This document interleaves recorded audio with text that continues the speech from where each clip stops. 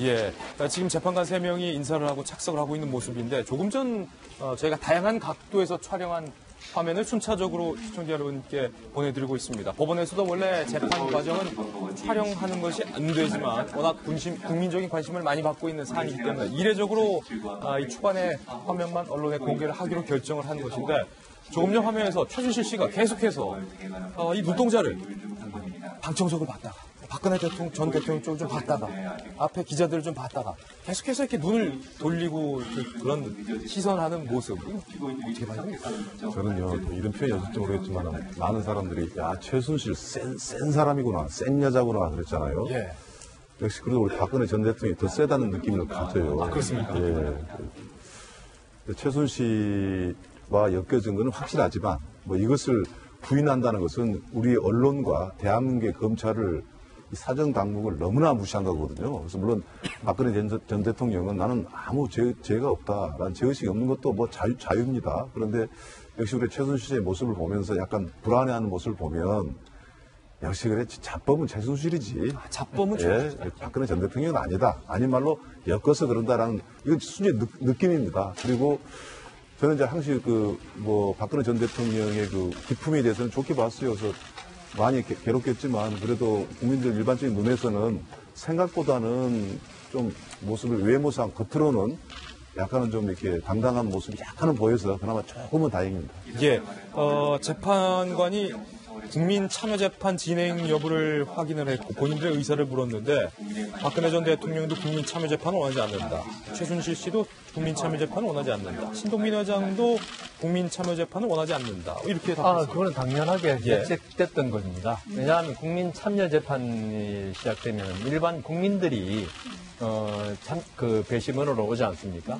그런데 지금 국민 여론이 아주 지금 악화되어 있는 상태에서 이 참여재판, 미국에서 좀 그렇습니다만은 어떤 여론에 의해서 움직이는 면이 아무래도 전문 법관들보다는 많거든요. 예. 이 때문에 아마 재판이 증인신문이 어떻게 이루어지고 어떻게 되더라도 많은 배심원들은 벌써 이 세 사람에 대해서 유죄라는 생각을 많이 가지고 있는 상태에서 재판에 임하게 되기 때문에 네. 아마 전 대통령과 최순실, 신동빈 씨는 변호인들끼리 아마 그 이야기를 했을 겁니다. 국민 참여 재판 하지 말자. 오히려 이 재판은 전문적인 법률가인 법관들이 하는 게 자신들에게 불리하지는 않을 것이다. 이렇게 판단했을 것으로 보이고 박근혜 대통령이 제가 볼 때 그 정면만 응시하는 거 이것은 어떻게 보면 경험상으로는 나는 무고하다. 나는 죄가 없다는 어떤 무건의 의사 표시이고 최순실 씨를 쳐다보지 않는 것은 최순실 당신과 엮이지 않겠다. 이런 의사로 보입니다. 예, 엮이지 않겠다. 지금 재판장에서는 앞으로의 공판 과정에서는 이제는 엮이지 않겠다. 네. 이게 재판 3심까지 가면 몇 년 걸릴까요?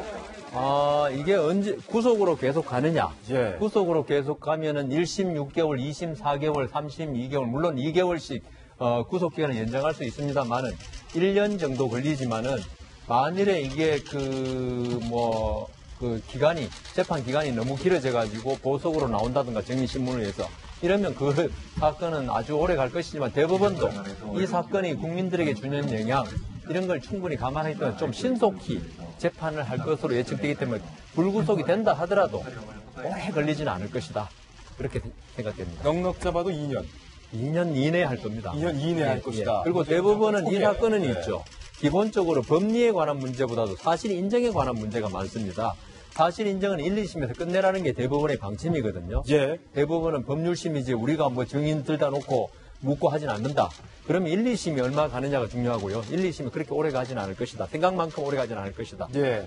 만약에 보석으로 구속 상황이 정지된다면 그러니까 구속에서 풀려날 가능성 법원에서도 상당히 부담스러울 것 같아요. 이 증인신문이 어떻게 되느냐 알죠? 증인신문이 아주 많은 증인이 나오고 증인마다 엄청나게 긴 시간 동안 증인신문이 행해지고 그렇다면은 그리고 지금 공소사실이 18개이기 때문에 하나하나마다 뭐 뇌물죄 유죄 인정된다고 해가지고 나머지 죄는 그냥 대충 판단하겠다 이건 안 되거든요. 하나하나씩 가봐야 된다. 법원에서는 그 검찰이 기소하면 한 개가 전부 다 중요한 쟁점이기 때문에 그렇게 하면 시간이 상당히 많이 걸릴 것이고 그러면 재판부로서도 신중한 심리를 위해서는 보석을 해줄 가능성도 그러니까 피고인이 뭐 아프다거나 피고인을 봐줘서 보석을 해주는 게 아니고 재판 기일이 한정됐기 때문에 맞추기려면 해줄 수도 있다 그런 생각이 듭니다. 지금 뭐 당연한 절차겠지만 검찰 측에서 이 죄명에 대해서 재판장에서 밝히는데요. 박 전 대통령을 바로 앞에 마주 본 상황에서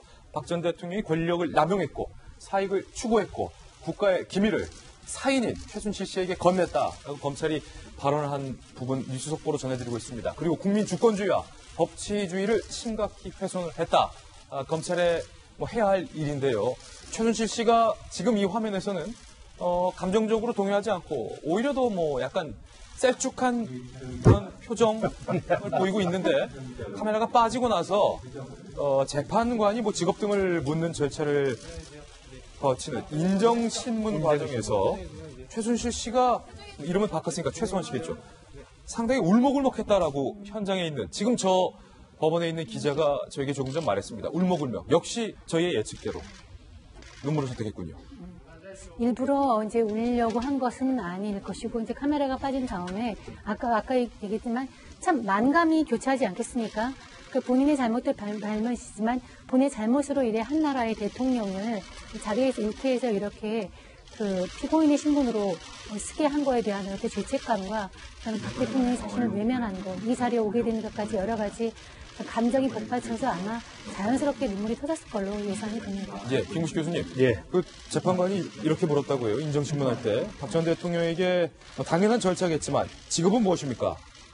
라고 물어봤다. 그래서 또 기사도 있었어요. 전직 대통령입니다라고 답할까? 아니면 무직입니다라고 답할까? 그런데 확인된 건 직업을 묻는 질문에 무직입니다.